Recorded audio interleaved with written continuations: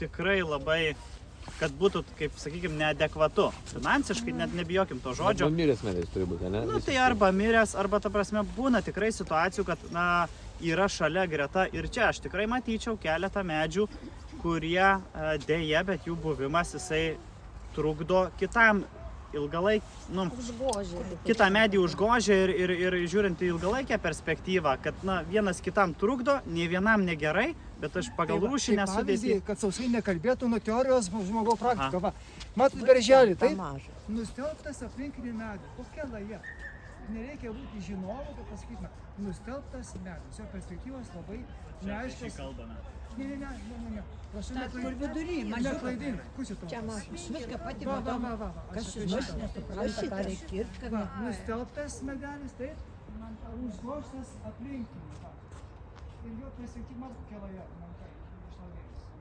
Nes jie, už to aplinkiai medis, pakankamai šviesa.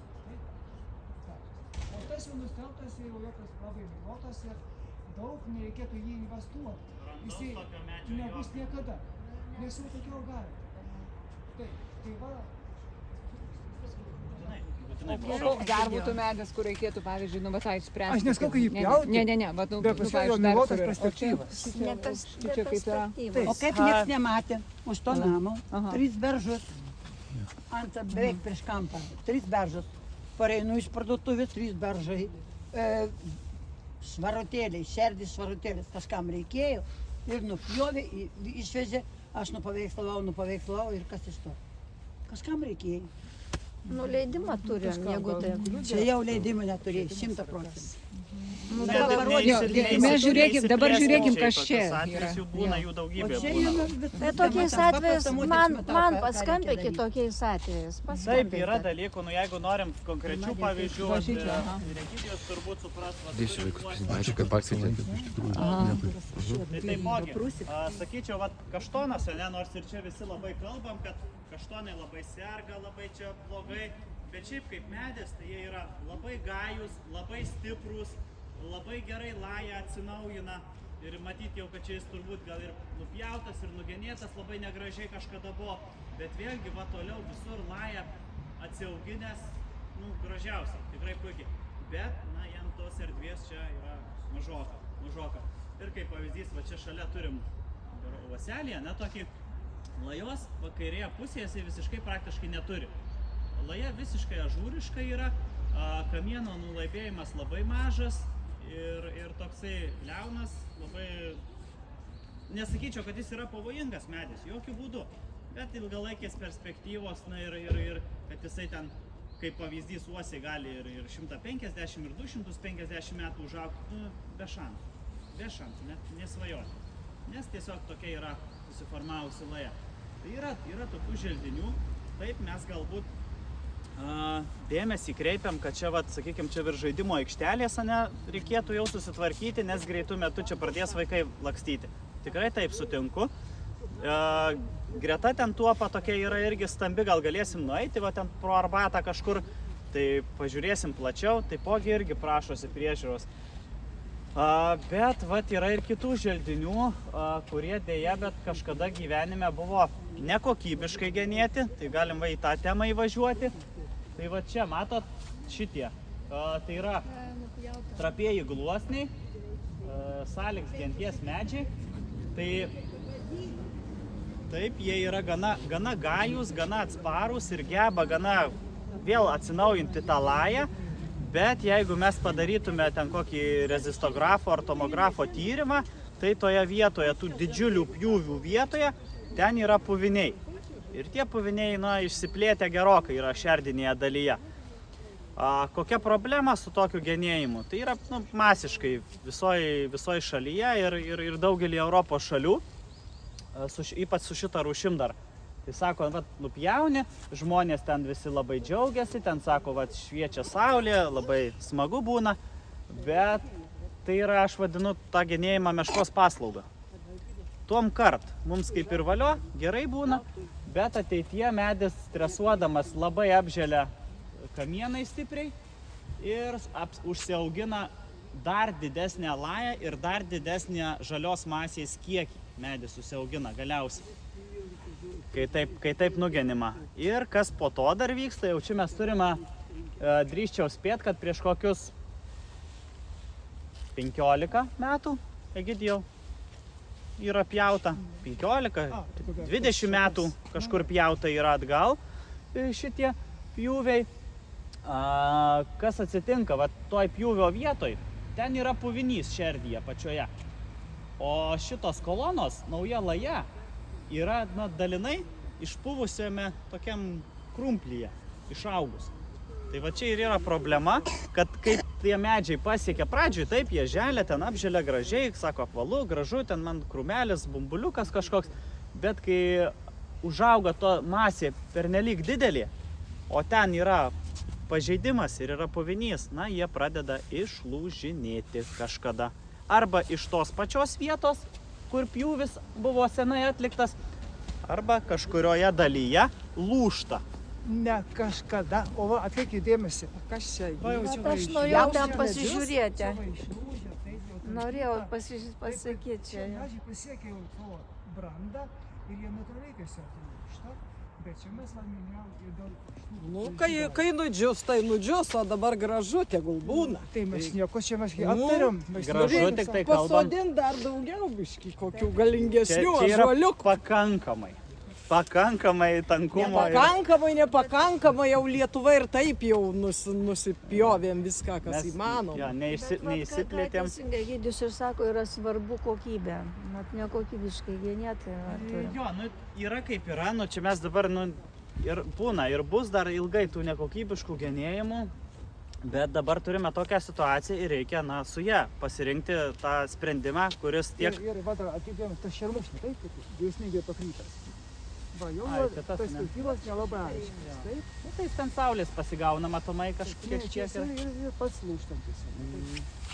Tai čia jau reikėtų atkreipti dėmesį, o čia tvarkys tą medį, aplinką. Pas mamą. Tai va. Geriausia kaip sutvarkyt kaip Gedimino bokštą. Pilį. Jokių būdų. Apie nieko panašaus mes nekalbam dabar. Tada jau geriausia būna. Niekas nepūsta, niekas nekrypsta. Buvo kalbos tokios, sakoma, kas yra nesaugu čia mūsų kieme ir kur reikėtų. Tai čia tokie, aš bedu pirštu ir Egidijus tikrai sutiktų, kad ten vienas medis, ten kitas medis. Čia šitie topinti medžiai ir jau labai ilgą laiką, jau čia ta masė auga. Išstypsinai dar daugiau virš... Čia atsakymas tai moteriškė, kuri čia buvo. Virš pastatų pradės vėjas gaudyti juosios ir dėja atsitinka dalykai nemalonus.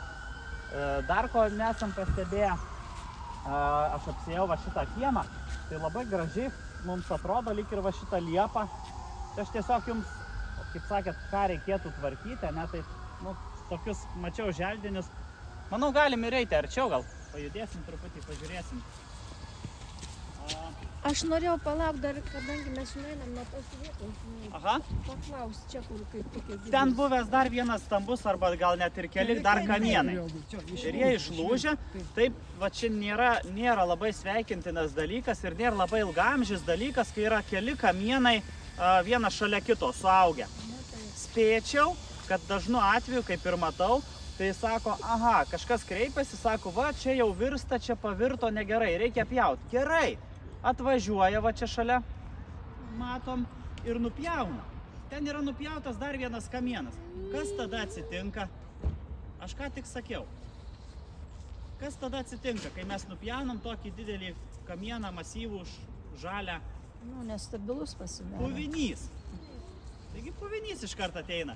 Ir prie kelminėje dalyje, kur mes turim suaugusius kelis medžius, mes netgi dirbtinai padarom su ta bloga priežiūra ir su biologų pasirinktų sprendiniu padarom dar blogiau. O kaip jūs spręstumėte? Lyg tai spręsdami problemą. Tai yra redukcijos. Reikia lają. Problema yra, kad medis virsta, ir jam sunku jis kažkur lūš arba išvirs. Tai tą problemą reiktų šalinti, ne patį medį. Tai kaip pavyzdys šito medžio, reikėtų šitoj viršūniniai daly, paskutinėme trečdalyje, aukščiausiame, ten reikėtų daryti genėjimus ir nuimti masės, kad tiesiog balansuoti tą medį. Nereikia jo ištiesti, jis puikiai gali taip gyventi, viskas tvarkoja. Bet reikėtų tas masės šiek tiek subalansuoti. Čia kaip pavyzdys, kur išlūžo, tai irgi kažkada buvo kelios atšakos, bando va medis čia labai gražiai vat užsidaręs, jie kažkada buvo iš vis suaugę iki pusės metro aukščio, visiškai suaugę, pilnai greičiausiai buvo. Bet vat vienas išlūžo, kitas uždarė kaip ir dėžutę ir užsidarė savo pažeidimus.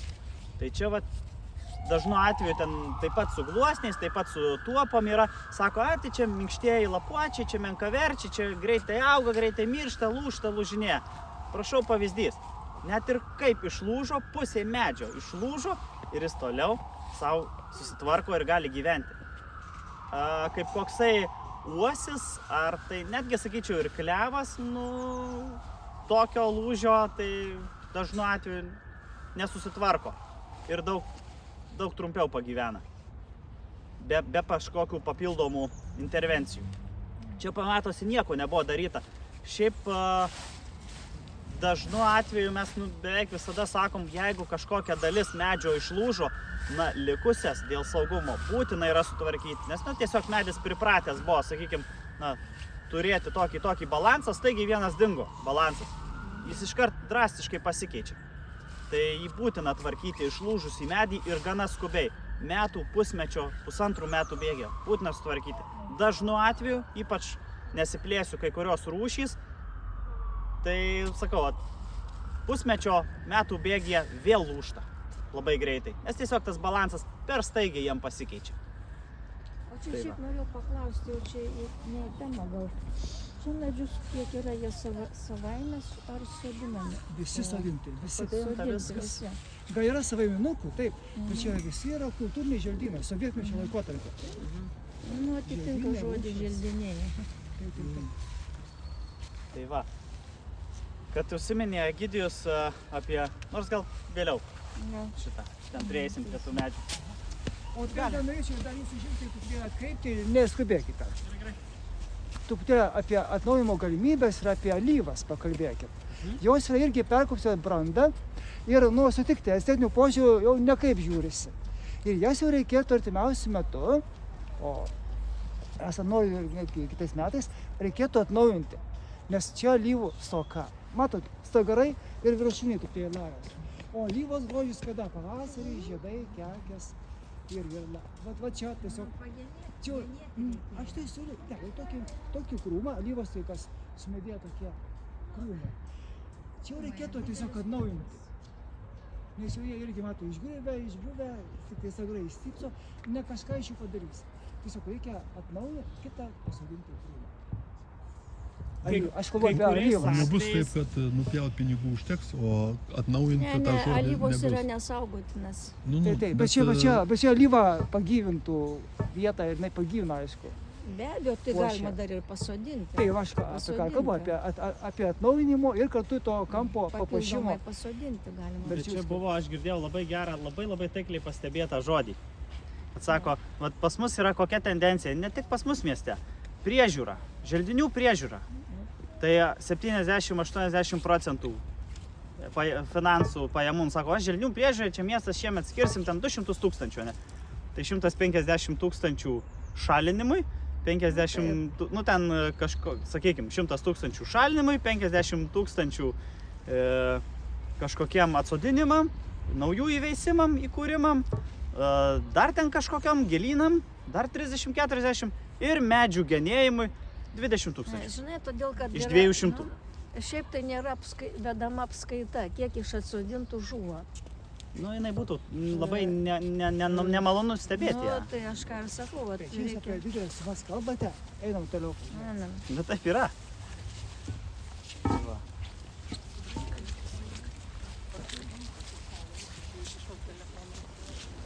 Tai va, tokie atrodo kaip ir labai gražus, labai faini medžiai, bet man kaip specialistui, apėjus iškart matosi, kad čia yra medžio ydos ir gana stiprios ydos, tai gelbsti labai, kad šita liepa yra labai šalia pastato, greta yra labai stambūs želdiniai, kurie tą vėją ir visus problemas keliamas nuima, tą stresą pagrindė vėjo. Tai vat, čia turim tokius suaugimus. vat kaip, va čia mergaitė yra. Čia biški geresnis truputį suaugimas, bet vėlgi galim įsivaizduoti, reikia įsivaizduoti priešistorę truputį. Kai čia buvo šitas takelis tiesimas. Takeliams, atsiminkim, ir matėm turbūt gyventojai, 35-50 cm beveik yra kasama. Medžio šaknynas tuo tarpu visas yra viršutinėme, sakykim, 20 cm sluoksnyje. Pagrindinis mitybinis medžio šaknynas. Kas vadinasi, kad čia va šitų šaknų, kur buvo virš visos lajos, jų nėra. Nebėra jų. Jos visos buvo iškastos. Taip, jos yra kelios inkariniai šaknys, labai aktyviai suaktyvėja yra į šitą žalę erdvę šaknų augimas, bet anoj pusėje jų nėra, tiesiog. Jos ten kažkur į bordiūrus, į asfaltus atsimuša ir jos iškart va matom, kaip ir čia va matosi. Ateina šaknis, atsimuša jau prieš eidama čia. Mažosios šaknelės jaučia, kad čia yra kietos dangos ir jau suka šaknį. Tas šaknis dabar eina čia palei bordiūrą, eina ten, kur galima valgyti. Ten jie neįdomu. Tai paneigsiu mitą, kad šaknys gadina pamatus. Ne, jos ten nieko negadina. Yra įmanoma, kad ten, sakykim, kur koksai vandens kanalai kažkokie, kad gali eiti šaknis ten, kur kažkur vandenuko ar kažko. Bet šiaip taip negalima būtų išsireikšti, kad šaknys gadina pamatus. Jos ateina iki to pamato, iki to kieto grunto, ten nėra ką veikti. Sukasi. Eina toliau ieškoti, kur yra maisto medžiagų. Tai vat šitos liepelės, sakau, va tokia problema yra, kad va tokie suaugimai. Tai gelbsti tai, kad sakau, yra greta dideli medžiai, bet taip. Jis genėtinas. Labai reikėtų tikrai, nes ir čia vat yra, nežinau, ar čia yra genėjimo problemos, vat ir vienoje, ir kitoje vietoje, tai yra žaizdos tokios. Tai tyrimo čia manau, kad dar tikrai nereikia, bet yra jau puviniai šitose vietose. Tai čia turim silpną vietą, čia turim silpną medžio vietą, apačioj turim silpną vietą, sugadintą šaknyną ir daugiakamienį medį. Tai netgi keletą tokių problemų, ydų, kaip sakysim, medžio, tai jis tikrai turėtų būti tvarkytinas.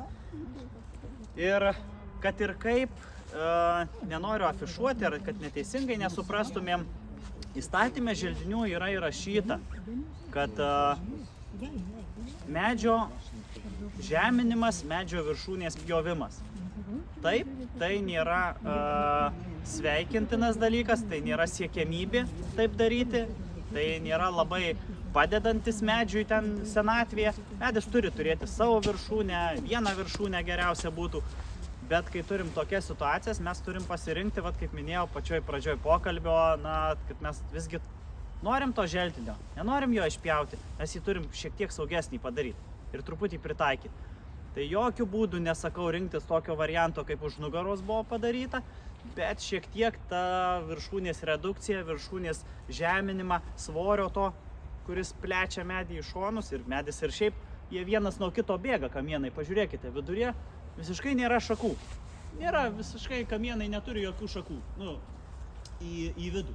Nes čia nėra ko, nes jisai žino, kad čia yra kitas medis ir aš ten saulės negausiu. Ir maisto negausiu, savo saulės panelių neišskleisiu aš ten pavasarį. Tai jisai auga dar labiau į šonus, auginasi. Tai, norim turėti, galim turėti, tikrai nėra pjautinas želdinys, bet dėja reikia šiek tiek tą viršūninę lają stabilizuoti, kad jisai neišvirstų taip, kaip ten va tas gluosnis, kur aptarim. Greitesnių žingsnesnių gali. Kojų šalai. Galim prieiti, jeigu šermukšnį pasižiūrėti, ne? Egidijus minėjo. Tai jo, tiesiog. Jau jisai ir įtrūkęs pasižiūrėjo. Aš šitoj vietoj, kažkokios ekologinės didelės vertės, jau toks medelis, jisai, nelabai sukuria. Taip, gal gražu ten mokytės, dar kažką. Bet, tikrai prastos būklės želdinys yra ir su pažaidom, ir lajos visiškas disbalansas. Tai O šitas, gretimas. Tiesiog vertė. Čia mes matysime daugiau negyvų. Čia gal labiau rūšinė vertė Būtų yra. galima tiesiog, pasakysiu drastiškai, pašalinti ir pasodinti jauną medelis su perspektyva, kad augs. Pakankamai čia šviesos ir šiaurūkstis vėlgi išaugtų toks pas. Nu, bet tai jau čia, kai Liepos tos sužėlė, tai čia tos Taip, šviesos čia jo. Bet kad tą tuščią vietą pabandyt galima. Dar šitas šarvus, Taip. va tai turi daug samanų. Aš jau sakiau, prieš mašiną jau nesaugu. Va, girdit, kaip sako mergina, daug samanų turi, ne? Tai ką indikuoja tos samanos? Na, kad jis auga užpavėsintoj, ganėtinai vietoj, Drėgnoji vieta. drėgnoj, užpavėsintoj vietoj. Rytinis apšvietimas ir čia nėra skersvėjų. Nes namas sustoja ištisnė siena, tai drėgmė, daugiau drėgmės iš dirvožėmio, klimatas sudaro, dėl to vat ir samanėlė puikiausiai auga. Būtų skersvėjų, kai būtų daugiau saulės, nebūtų to pastato, čia augtų kas? Va, matot, kerpės. Taip, čia kerpės, čia nesąmonės. Bet kita rūšis kerpės. Žinokit, labai šalta, einam arbatos gerti ir ten kalbėti, nes jau greitai ir mūsų be reikalo vandenį Pakraštyje. Einam, kalbėkim prie arbatos. Bet mes ką tik sakėm šalinti, ne, o jūs dar pažiūrėkit, kam įdomu, kokie čia namai yra kažkino. Žiūrėkit, kiek čia lobių yra drevėje. Kodėl namų įdomu, kas čia gyvena? Kiek Kas čia gyvena? lobių yra drevėje? Kas čia yra? Kaštonai. Kas čia gyvena? Kaštonų vaisiai. Tai nėra kaštonų siekis. Sandėlys kažkieno. Kaip kažkonas vaizdas? Sandėliukas? Jau vaikai įmeta. Kaštonas? O kaip tas sėkla atsirado? Kišo vaikai. Nežinau. Tai gal ne vaikai, o voverės. Nu, voveričiai nėra. O kaip iš tikrųjų? Gali būti ir įkritę, gali būti įvesta vaikų, bet šiaip, jeigu vat aukščiau būtų kokia drevelė, tai jinai tikrai būtų gyvenama vasaros sezonu. Tai paukščiukai yra mažų paukštelių, kurie tokia drevėje drąsiai. Viskas einam gerti.